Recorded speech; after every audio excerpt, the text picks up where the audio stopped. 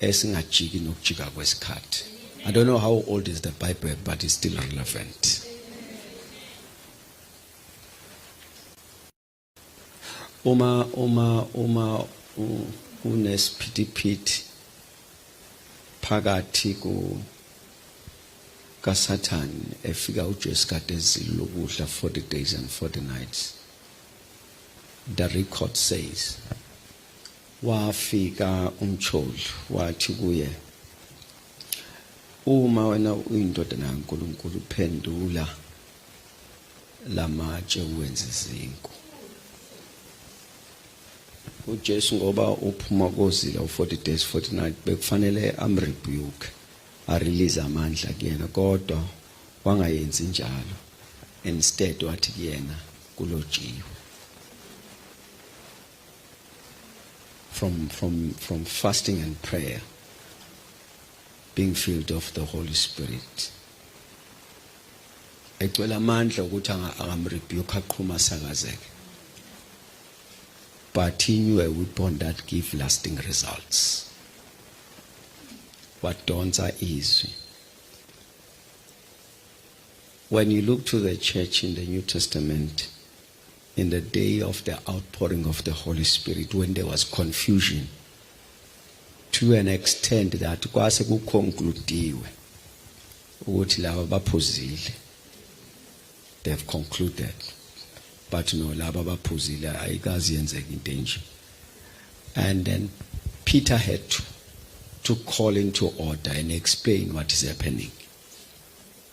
And uPetro mayelungisa akakhulumi ini nani uthi kubona lokho enikubonayo ilokho kwaprofethwa uJoel. For him ukuthi abuyise iorder neunderstanding ukuthi babe kwiharmony, baqonda ukuthi kwenzakalani, wathatha imbhalo wathi into engasixazululela lento, since there is a misunderstanding of what is happening, into engaxazulula ukuthi silethe imbhalo. He pulled the scriptures. So for me in this journey of faith, I have decided to make scriptures my final authority. Uma sekuprofethiwe ngibheka imbhalo. Uma kuthandazelo ngibheka imbhalo. Uma kushunyayelwa ngibheka imbhalo. Ngoba ibandla laseBria uPaul uyalirecommend uthi ngifike kunebandla ekuthi noma sesishumayelile bese liya check ukuthi kusenje ngoba kulotshiwe yini. So I'm saying in your journey of faith, ungalenzi iphutha lokukhohlwa imibhalo. Wathana amen bazana bami. This is the first thing, just 4 things. This is one thing that I am doing in my life. I must make it a point that scriptures are my final authority. And by that I'm saying, angifundeli imbhalo ukushumayela kuphela, kodwa ngiyishumayela to be in line. I read the Bible for my personal gain more than preaching. That is why ngihluleka ukrema izinamba avezingidida. Ngoba ngijahe kakhulu ukuthola ukuthi kuthiwa ngibe njani. Hayi ukuthi angishumayeleni. Ukhona umehluko phakathi komuntu ofunda iBhayibheli elifundela ukushumayela nolufunde efuna ukuba njalo. Ningalahleki.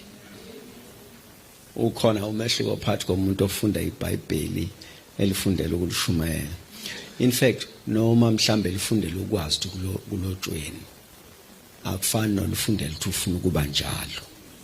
Ukuthi mali ethi ubusisekile abusiseke, mali ethi uyaphila phila, mali ethi uyaphumelela phumelele. Akufani nofuna ukufunda ngoba efuna ukwazi ukuthi chapter uthi chapter 2 uthi chapter 3 uthi abafani labo bantu. My approach to the scriptures is that my life and that which is written, ungabi khona umkhawulo omude. The more I look to the scriptures, is the more I'm getting closer to become that which is written. So that's the first thing I'm doing. That's a first thing that my heart desire is on it. Ukuthi angathi ngilokho kulotshiwe ngafunyanwa kimi. Ungaligodli kanti ukude nalo. Uzosithukanisa nabantu uligodle iBhayibheli. Kodwa ngemphumela onayo nempilo oyiyona ukude nalo lisekhwapheni lakho. So that's the first thing. Isinqumo engisithathile empilweni yami kule ndlela yokholwa ukuthi I'm gonna make his word my final authority. Ukuthi after everything ngibuye ngenze his kubilona elahlulela. The second thing I've decided to do is to prioritize in my faith. Now lento ye faith ngizothi nje statement in passing. Mangi to prioritize in my faith. Ngisebenza ukholo lwami ukuthi lungabi i-reactional tool kodwa lube lifestyle. Ngazi noma nikhona nonkeni. Mina I'm dealing with my faith because I don't want to be in a position where I only need faith when I have to answer to questions of life. Instead, I need faith to live. Uyimihla yonke yokuphila kwami ngifuna ukuba sokholweni. Imali ikhona noma ingekho. Ukudla kukhona noma kungekho. Ngifuna ukwenza kube lifestyle yami. My way of living, my identity, and every result that I have in my hands zibe umkhiqizo wokholo. Ngibe sokholweni noma isinkwa sikhona ngibe sokholweni. Ngibe sokholweni noma ngihola kahle emsebenzini ngibe sokholweni. I want to make that one a priority. Kungathi mase ngine medical aid bese ngicathi ukholo kuleyo area ngisalidingi. Ngiyalidinga ngoba ngaba khona medical aid bese ngiphatha usifo esingalapheki.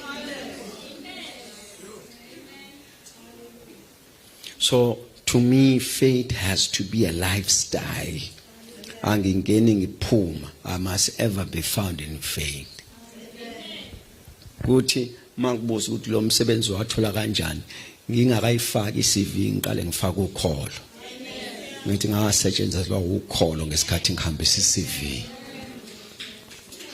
Ukholo lube indlela yami yokuphila my lifestyle. That's the second thing. I'm prioritizing on it. Ukwanda ngisho njengalo yababa etshela uJesu wathi ngiyakholwa kodwa siza ungakholwa kwami. Mina ngidila ayiseki area in my life engifuna ngingakwazi ukuphendula kuyona ngokholo. Noma ngabe imali kufanele ukholo likwazi ukuphendula ngasemalini. Noma ngabe ukugula emzimbeni ukholo kufanele ukwazi ukuphendula lapha ekuguleni emzimbeni. Noma ngabe yini kufanele ngazi ukuthi uma ngapress ibutton lokholo ukholo luzoba impendulo. Ngoba imbali ithe kokholwayo akukho okungenzeki. Manje mangibona kukhona okungenzeki ngiyalimala ngoba kusho ukuthi angikholwa. Bazana bami sesidlulile ezikhathini zokududuzana ngezingoma siluke sithi izithunywa zokungisiza ungisondeza. Cha, asilungise ukholo. Siyeke izithunywa. Asilungise ukholo ngoba kuthiwe kokholwayo akukho okungenzeki. Bottom line, kusho uJesu akushongo ngisho abashumeli kusho uJesu wathi make wakholwa all things are possible. Manje uma ubona kukhona into engenzeki okwazi ukuthi kune area yokholo lwakho esahluleka. Nekhona bazana bami. So I'm working on that and kulula ke lapho Romans 10:17 uthi ukholo luza ngokuzwa amazwi enkosi. So makhona iarea engiyibonayo ukuthi idonsa kancane ngiqinisa amazwi aleyo ndawo because ifanele lo kholo mlungisebenze. Thirdly, enye into engiyenza ngoba nalo ukholo njengoba ngisho it has to be my lifestyle. Enye into engiyenzayo is to reinforce my relationship with the Holy Spirit. In that, I look at him as a person, not as the power.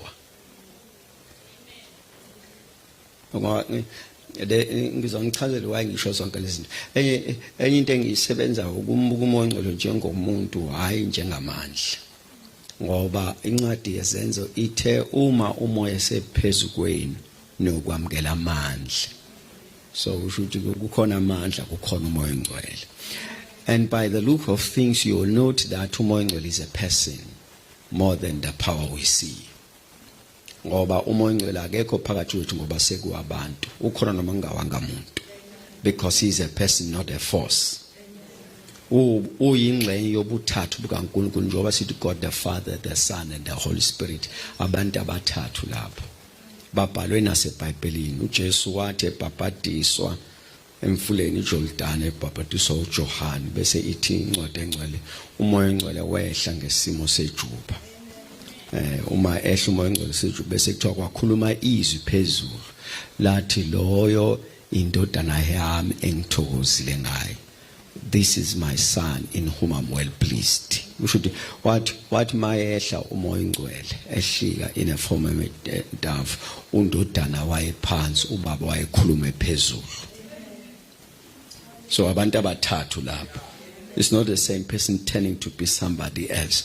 Umuntu umoya ongcwele, umuntu uNkulunkulu ubaba, umuntu uNkulunkulu ndodana. 3 persons.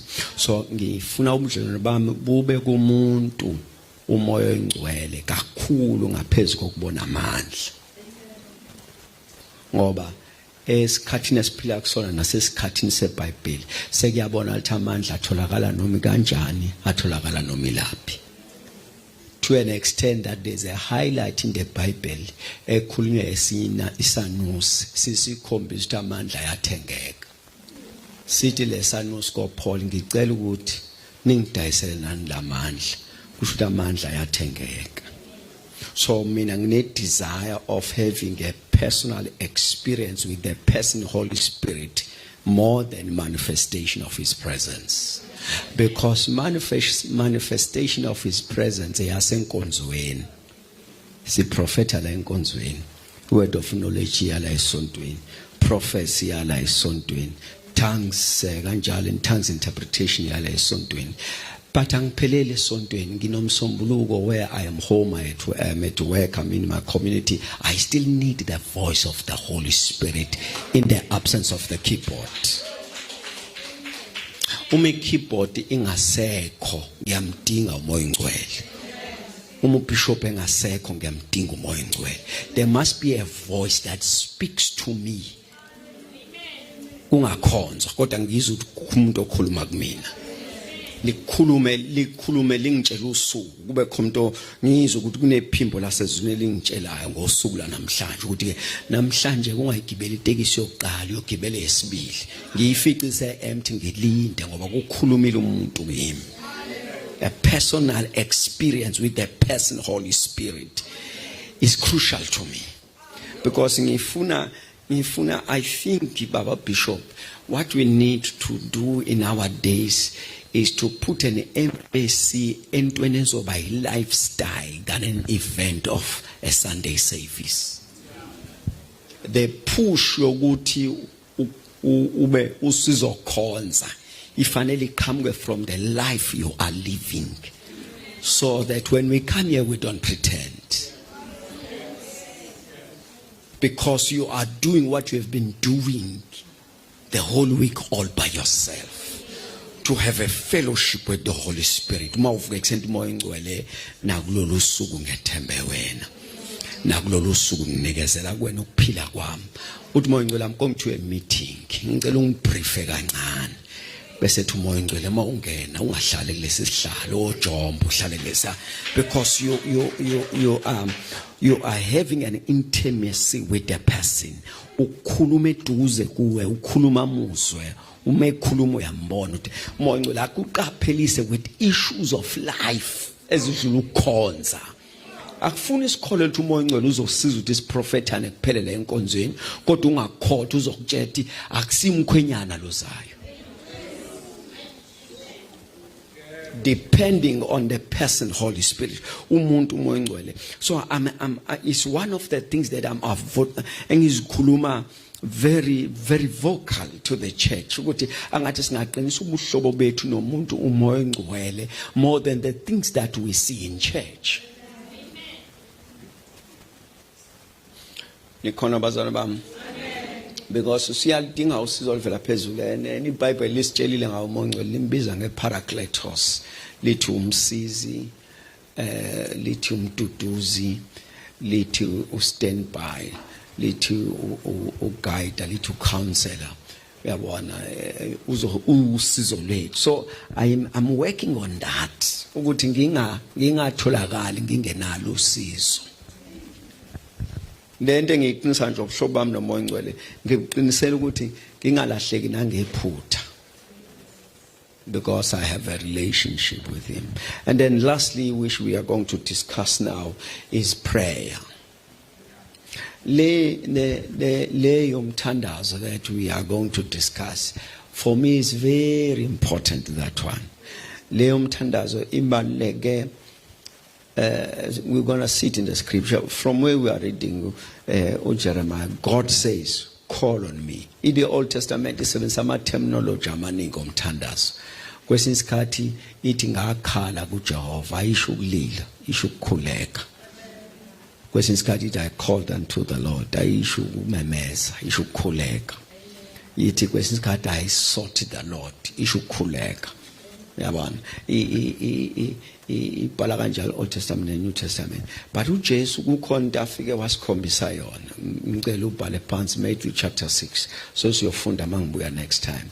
uJesu khona into afike asifundisa yona ku Matthew chapter number 6, when his disciples made an appeal ukuthi abasize ngendlela yokuthandaza, ukuthi mabathandaza bathandaze kanjani. Now I want you to see izinto azishoyo kuJesu. uJesu wena mawuthandaza ngena ekamereni lakho. Before asho njalo uqale wathi ningafani nabafarisi ngoba bayathanda ukuthandaza beme enhlanganweni zomgaqo.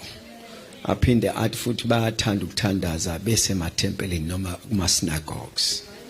Uyabona, bese mayiqeda ukusho kanjalo ne picture yenhlangano zemgaqo ne picture yesinagogo, uzwa sengathi uJesu uyalwa nalento. Mayiqeda usho kanjalo athi befuna ukubonwa abantu.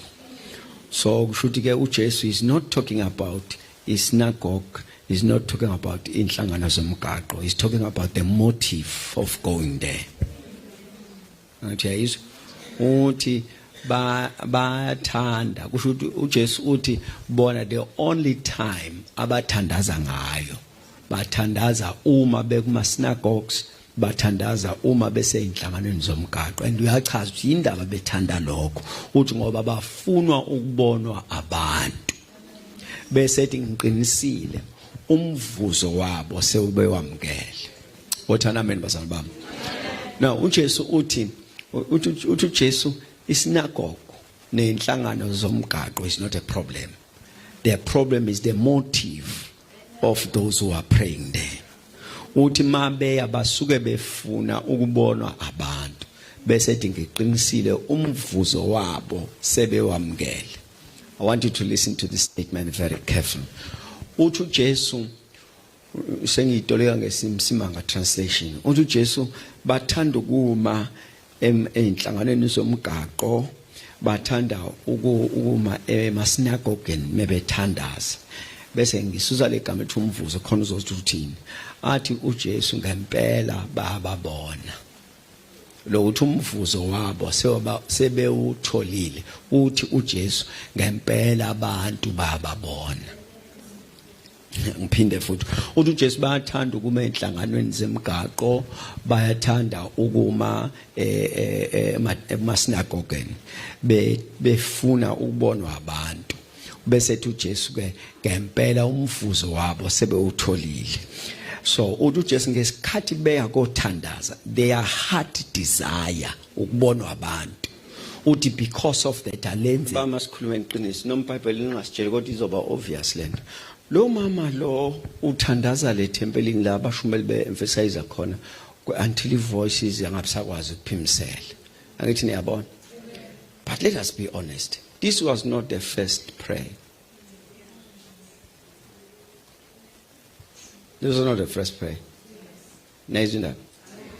And nomthandazo njengoba ngithi it's not the first prayer.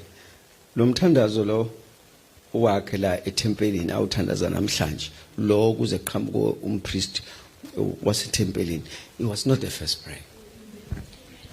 Eminingi wayithandaza endlini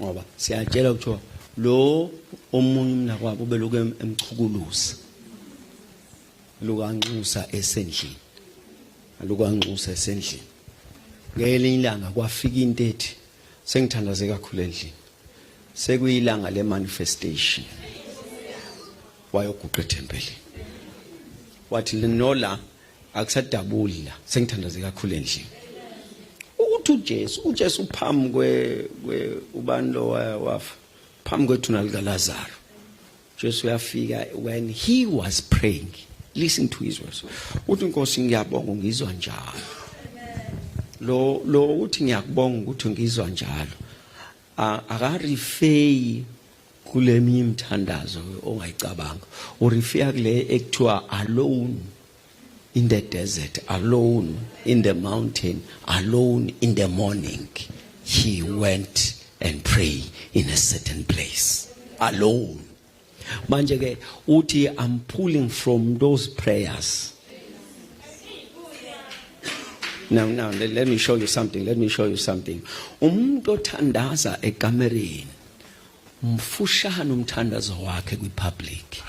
Kodwa imphumela ithusa abathandaza imthandazo emide kwi-public. Look to this prayer of Jesus, Lazarus phuma. Buka nje umthandazo so short, Lazarus phuma. Look to this, Lazarus phuma. Mawubheka lo Lazarus phuma kulo mthandazo othi ngiyakubonga ngizwa njalo. Lazarus phuma. Le manifestation ukuvuka komuntu akusinto encane. Na ngiyoqala ngelizungu esithuna. Ngidonsa ama scripture ngikuthezini lakho. Ngelizukazi. Abantu bake bazungeza umuntu ehlezi kulichair. Ubona esadonsa amavesi ukuthi ubona isilula lento. uJesu uphambi kwethuna lo muntu osebolile. Uthandaza amazwi ambalwa. Ngiyakubonga ungizwa njalo. Amen. And that prayer washo nje wathi Lazarus phuma. uLazarus waphuma angasanuka engasabolanga. Lo mthandazo is too short. Iphe mide funda iBhayibheli ubusuku bonke yedwa entabeni.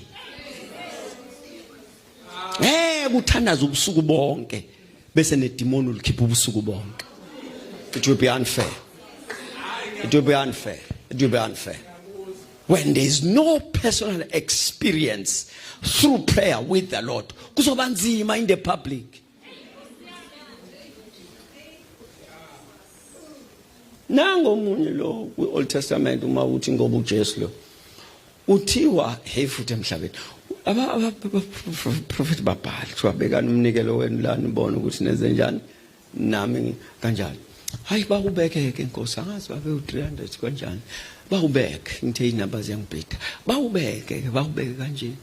Hey baqale bathandaza bhale hey kubonakala ukuthi ibhale ngathi ibambekile ibhale.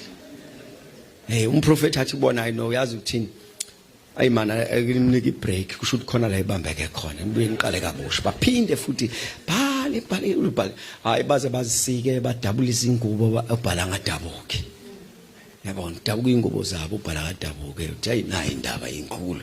And then the record says then masilishona ilanga uthi umprofeti hayi no hayi bakwethu akushintshweni ake kuthathe mina ngoba sekuyabona ukuthi angathi akuphenduleki le ndaba yangathi hayi ngeke ubhali ubambeke kakhulu. Bese lithi iBhayibheli walungisa ialtar walungisa umnikelo wakhe wawubeka. Lalela umthandazo ke la ngijahe khona mayithandaza uthi Lord prove that you are God and that I'm your servant. Amen. Buka nje umthandazo laba bathandaza ilanga lonke wangabuyi lutho sekuyi public kwanga umlilo angafiki kwase kufika wazi umlilo eyedwa noThixo. What prove that you are God. Angatatazeli prove that you are God and that I'm your servant. Bese kuthiwa kwasuka umlilo wasezulwini washisa umnikelo washisa ialtar washisa imbokodo wakhotha umlilo wawuzungezile. Lo mthandazo wenza lento engaka kuze kusho izimbokodo ziphele mfushane kakhulu kunemthandazo ethandazo yilo baba abantu bengekho.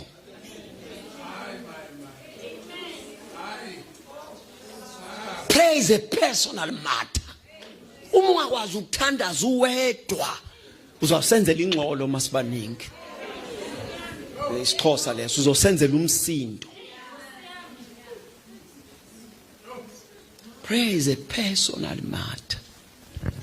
Liqibile izona statement ezo4 ngizosishaya la. Number 1, prayer is only prayer when you have prayed. Nezindaba mawungathandazanga akusiwona umthandazo. Umthandazo ngoba sithandaza. Usho ukuthi ke ukuthi uyazi ngomthandazo akusho ukuthi khona effect esezokwenzeka kuwena. I-effect yenzeka mase uthandaza. Ukuthi uthandazelwe akusho khona into ezokwenzeka kuwena. Into izokwenza kuwena ngoba uthandaza. Prayer is only prayer when you have prayed. Mungathandazanga ungasibali nabathandazayo. Umthandazi into eyenziwayo akusiyo into eyaziwayo. Nikhona class? Umthandazo akusiyona into eyaziwayo, into eyenziwayo. The effect of it is in doing it. 2, prayer is an open declaration that you have a God and that you trust Him. Uma ungathandaza awunaNkulunkulu. Uma unayo ungamthandaza umthembi. Nonke nisekhona ngithi? Ngiyagoqa manje class iyavala. Uma uthi unoNkulunkulu awusho ngomlomo. Sikubona ngoba uthandaza ukuthi unoNkulunkulu. Wonke oguqayo unento ayithembile. So if you claim to have uNkulunkulu kodwa lo uNkulunkulu ungamthandazi uyaxoka. Awumthembi lo uNkulunkulu. Umthandaza ngoba umthemba. Nikhona bazama? So there's no way ukuthi ungathi uNkulunkulu uyamethemba kodwa makuphethuka izinto uhamba uye kwababonayo. So awukwazi usitshela uthemba uNkulunkulu, sesiyakwazi uthembeni.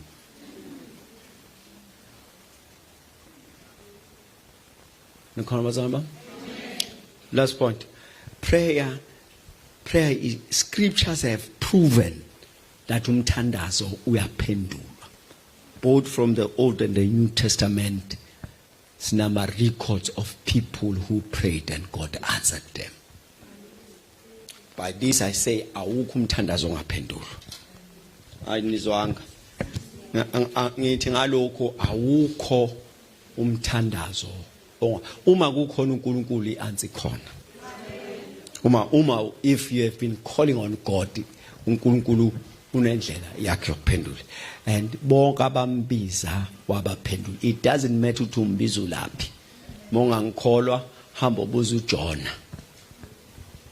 Uma uJona wathi eseswini senhlanzi.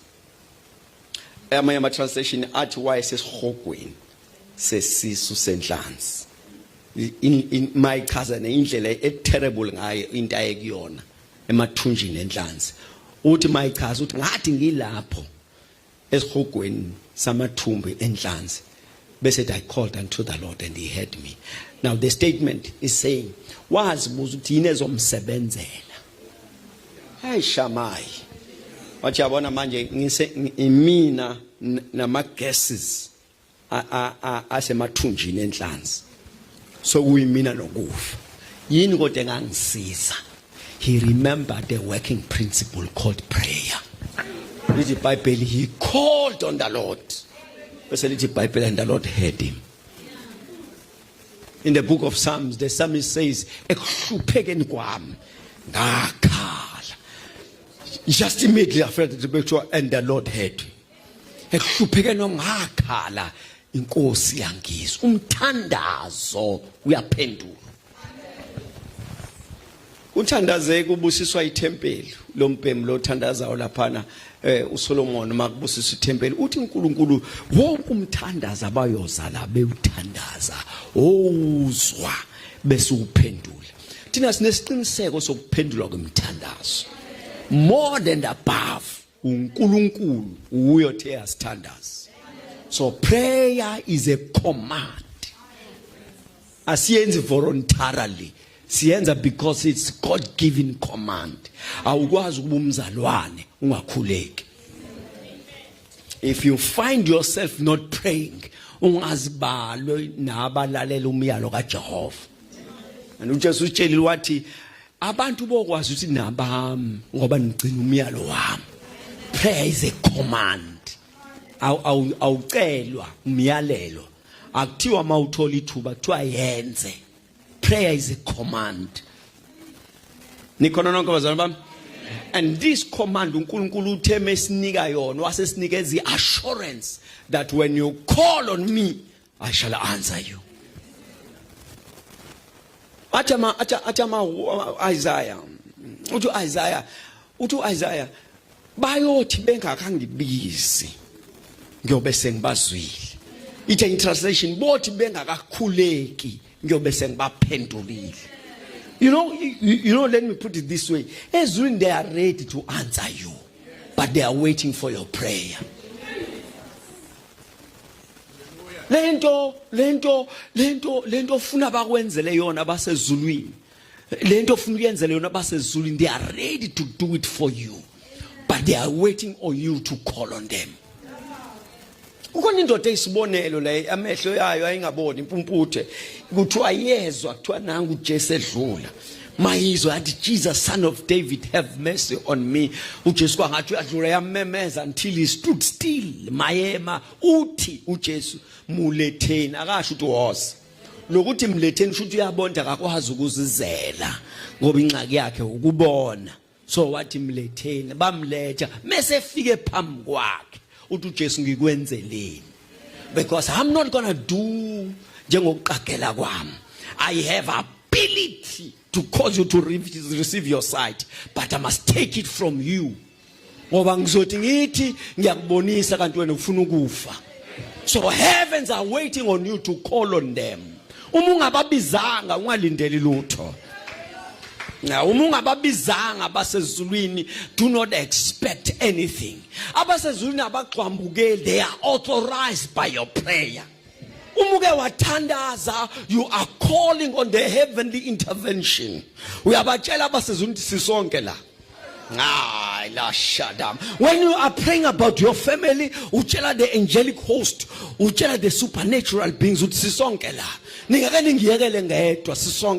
Prayer is partnering with there are an angelic host who are ready to assist you, ministering angels who want to work with you. But as you must have called.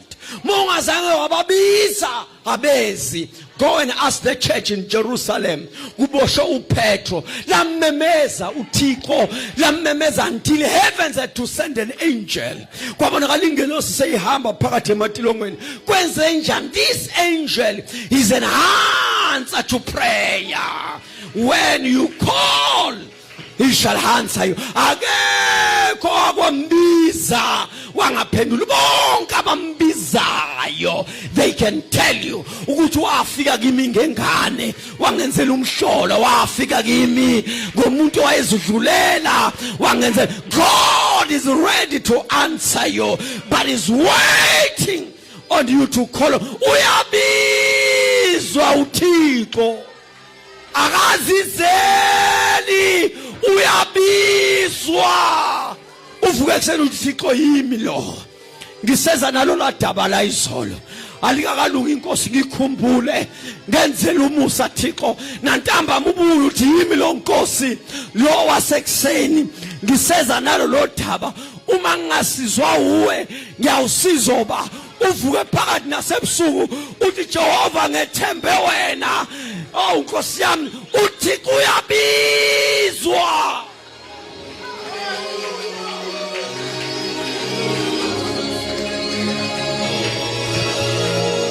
He comes at a call.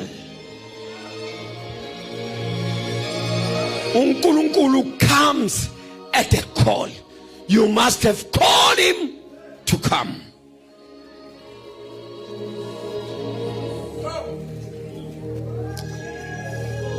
You must have called him to come. Bazalwane bam, you are a wonderful church. God bless you. I will see you the other time. October, I'll be here again. God bless you. We love you.